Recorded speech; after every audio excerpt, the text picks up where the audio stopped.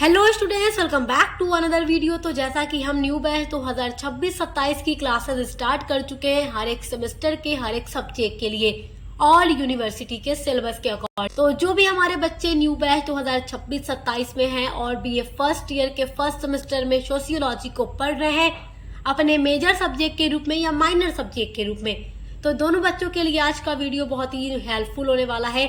आज की वीडियो में हम आपके फर्स्ट सेमेस्टर सोशियोलॉजी का यूनिट नंबर 3 पढ़ने वाले हैं, जिसमें आपको समाजशास्त्र की बुनियादी अवधारणाओं के बारे में पढ़ना है। यूनिट नंबर 1 एंड 2 पर ऑलरेडी वीडियो अपलोड हो चुकी है चैनल के ऊपर, तो आप उसके लिए चैनल पर विजिट जरूर कीजिए। सोशियोलॉजी के अलावा भी अदर सभी सब्जेक्ट की क्लासेस चैनल पे चल रही है। तो यूनिट नंबर 3 में आपको पढ़ना है समाजशास्त्र की बुनियादी अवधारणाएं, जिसमें आपके कई सारे टॉपिक दिए गए हैं, जैसे समाज, समुदाय, संस्थाएं, संघ, सामाजिक समूह, मानव और पशु समूह। तो हर टॉपिक पर अलग अलग वीडियोस आपको हमारे चैनल पर मिलेगी। आज की वीडियो यूनिट नंबर 3 की पार्ट 1 है या डे 1 कह लीजिए, जिसमें हम समाज के बारे में पढ़ने वाले हैं, सोसाइटी के बारे में पढ़ने वाले हैं।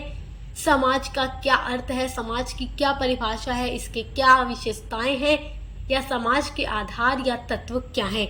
ये सारे टॉपिक आपके एग्जाम के लिए बहुत ही इम्पोर्टेंट है। सबसे पहली आपकी हेडिंग है समाज का अर्थ, यानी कि मीनिंग ऑफ सोसाइटी। देखिए, समाज शास्त्र में समाज शब्द का प्रयोग विशेष अर्थ में किया गया है, क्योंकि समाज शास्त्र एक ऐसा विषय है जिसमें समाज का ही पूरा अध्ययन किया जाता है। यहाँ व्यक्ति के बीच पाए जाने वाले सामाजिक संबंधों के आधार पर निर्मित व्यवस्था को समाज कहा जाता है।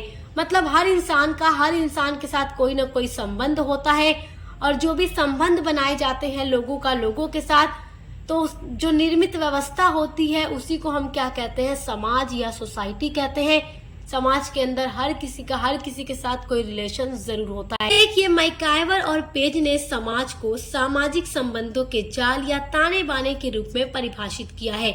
मैकाइवर और पेज जो विद्वान थे, समाजशास्त्री थे, इन्होंने क्या कहा है कि जो समाज है, सोसाइटी है, वो सामाजिक संबंधों का जाल है या ताना बाना है, क्योंकि यहाँ पर हर कोई अकेला नहीं रहता, हर कोई हर किसी के साथ किसी न किसी तरीके से जुड़ा होता है, जिससे एक जाल सा बन जाता है, एक नेट बन जाती है, एक ताना बाना बन जाता है कि हर इंसान के साथ जुड़ा हुआ है।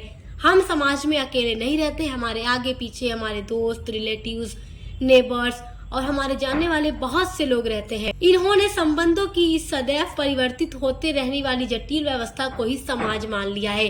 तो कहा जा रहा है कि मैकाइवर और पेज ने इन्हीं संबंधों की सदैव परिवर्तित यानी बदलते रहने वाली इस जटिल व्यवस्था को इन्होंने क्या मान लिया, समाज मान लिया है। अब देखिए, डेफिनेशन है गिडिंग्स महोदय के अनुसार।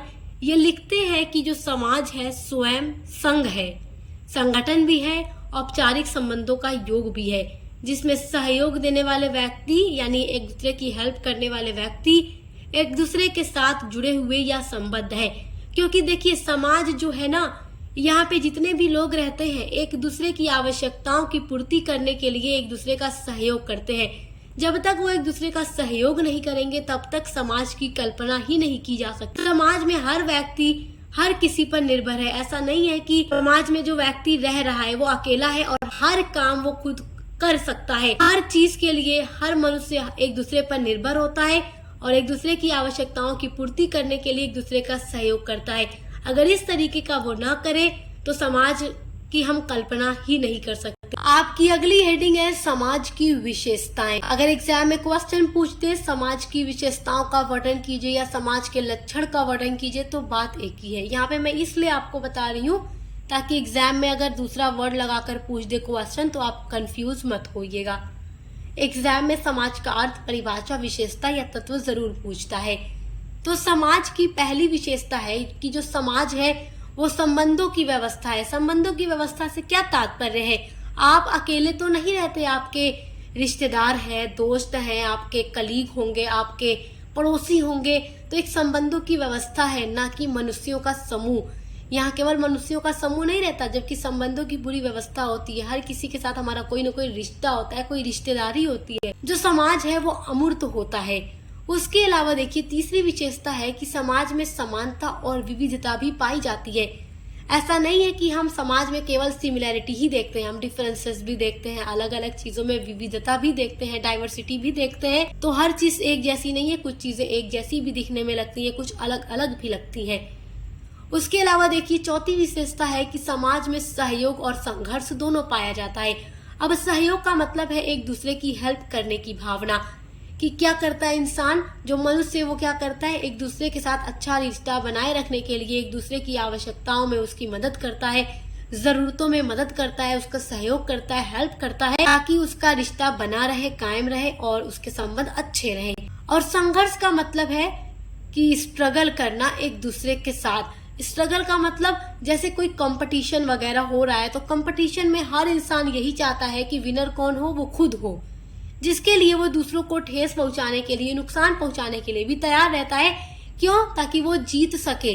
तो समाज में इस तरीके की भी भावना हम देखते हैं, सहयोग की भी भावना देखते हैं। समाज की पांचवी विशेषता है कि समाज मानवीय अंतः क्रियाओं का क्षेत्र होता है, यहाँ सारी क्रियाएं मनुष्य खुद करता है। छठी विशेषता है समाज में पारस्परिक निर्भरता होती है। पारस्परिक निर्भरता का मतलब मनुष्य एक दूसरे के ऊपर निर्भर होता है हर चीज के लिए। देखिए, किसान खेती करते हैं, उसके अलावा जो बड़ी बड़ी उद्योग धंधे होते हैं उनमें हर प्रकार की चीजें बनाई जाती हैं, वस्तुएं बनाई जाती हैं, कपड़े बनाए जाते हैं। तो हर कोई हर चीज के लिए एक दूसरे पर निर्भर होता है।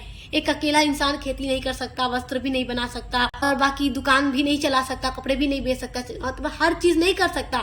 आप अलग अलग चीजों के लिए अलग अलग लोगों पर निर्भर है, हम सभी एक दूसरे पर निर्भर है। सातवीं विशेषता है समाज परिवर्तनशील है। परिवर्तनशील का मतलब बदलता रहता है, यह हमेशा एक जैसा नहीं रहता। समाज में लगातार परिवर्तन होता रहता है। जब आप बीए थर्ड सेमेस्टर में जाएंगे तब आप समाज में परिवर्तन के बारे में पढ़ेंगे, सोशियोलॉजी के अंदर। आठवीं विशेषता है कि समाज एक जटिल व्यवस्था है, एक कॉम्प्लेक्स व्यवस्था है।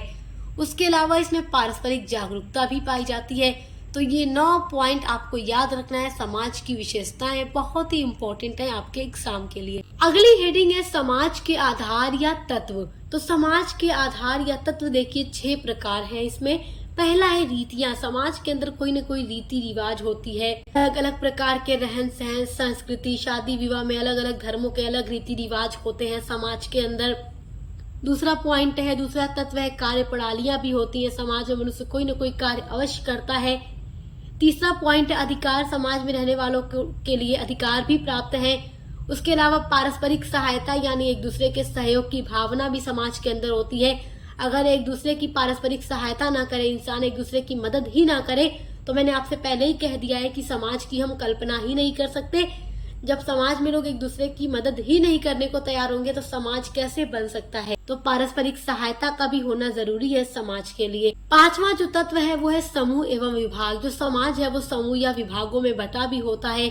और छठी चीज है स्वतंत्रता यानी कि फ्रीडम भी होती है। तो ये 6 तत्व या आधार है समाज के। आई होप कि आप समाज का अर्थ, विशेषता, परिभाषा और उसके तत्व बहुत अच्छे से समझ गए होंगे। तो अगली वीडियो में हम समुदाय के बारे में पढ़ेंगे। इसी तरीके से अलग अलग टॉपिक पे अलग अलग वीडियोस आपको हमारे चैनल पर मिलती रहेंगी हर एक सब्जेक्ट की। तो विजिट जरूर कीजिएगा, पसंद आए तो सब्सक्राइब करना मत भूलिएगा। अब मिलते हैं अगली वीडियो के